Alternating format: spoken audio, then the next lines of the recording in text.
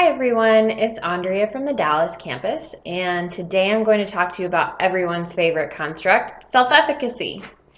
I chose this construct because it is central to so many behavioral theories, and I want to make sure that we have a really good handle on what it means, how it works in the social cognitive theory, and how to target it in interventions.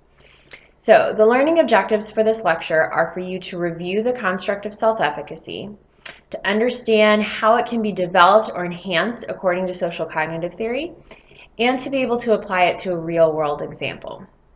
So first, let's review. As you will recall, self-efficacy was developed by Andrea, and it is the foundational construct of the social cognitive theory. It is essentially a person's confidence in their ability to perform a behavior. And this belief oversees several cognitive processes that can make it easier or more difficult for a person to initiate or maintain a behavior.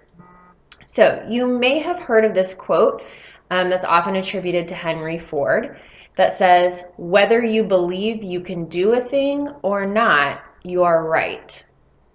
So that quote is self-efficacy in a nutshell. It conveys this concept that people will tend to do things that they feel confident doing and avoid things that they don't feel like they will be very good at. So, to use a real-world example, we all had an assignment this week of creating a 5-minute video lecture.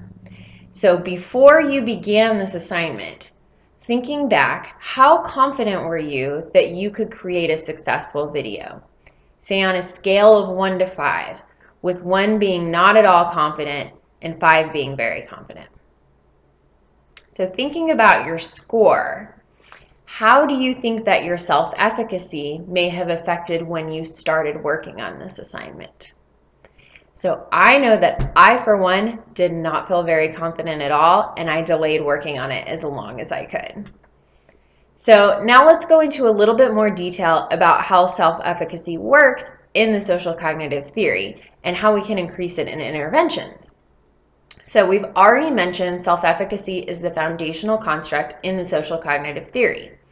It is directly related to the behavior, as well as to the amount of effort that one will put in to learn the skills needed to perform that behavior, and how persistent a person will be in the face of obstacles or failures. So interventions try to develop situational self-efficacy for a very specific behavior.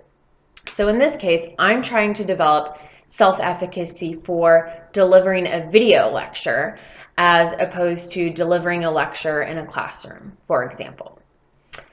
So interventions through the social cognitive theory try to develop this situational self-efficacy through 4 main methods. So the first is previous mastery experiences. Second is vicarious experience.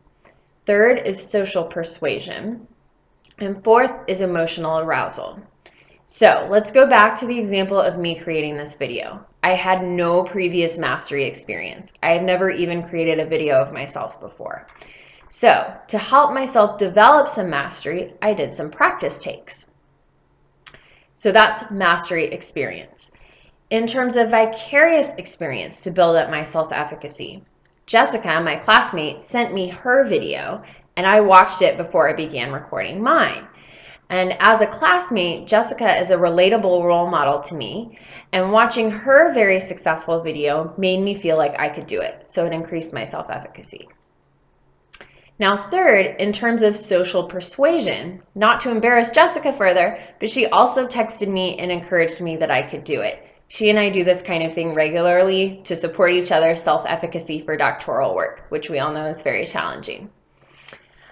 So that was social persuasion that helped build my self-efficacy. And then finally, in terms of emotional arousal, Jessica's encouragement combined with a pep talk from my mentor yesterday, combined with my doing yoga right before recording this video, combined on my reflecting on past successes that I've had in lecturing in other contexts, all put me in a positive emotional state, which enhanced my self-efficacy for recording this video.